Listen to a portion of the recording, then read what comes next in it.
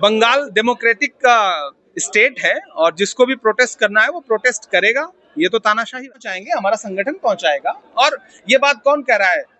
TMC कह रही है। टीएमसी तो पहले भाजपा के साथ सरकार चला चुकी है। ये तो पूरा बंगाल जानता है, पूरा देश। गठन समीक्षा बैठक थी। किसी भी पार्टी की बुनियाद जो है उसका कैडर होता है, उसका संगठन होता है।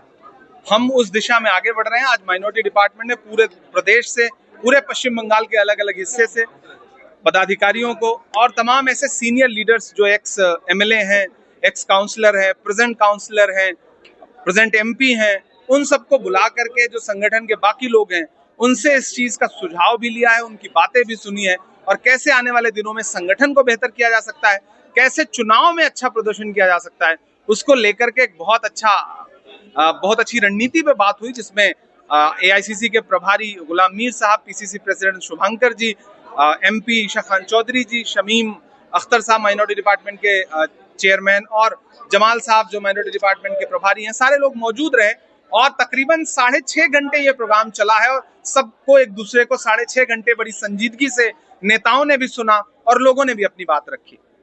Okay, thank you. कह रहा है कि वक़्फ़ आंदोलन अगर करना है तो दिल्ली में जाओ, इस बारे में आपसे क्या कहना है?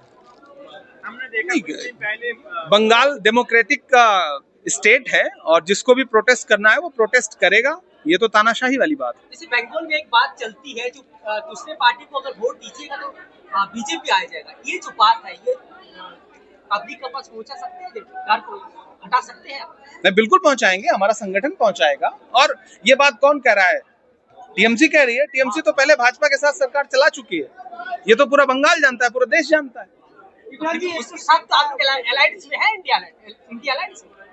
नहीं, इंडिया अलायंस में जब अगला लोकसभा का चुनाव आएगा तो देखा जाएगा।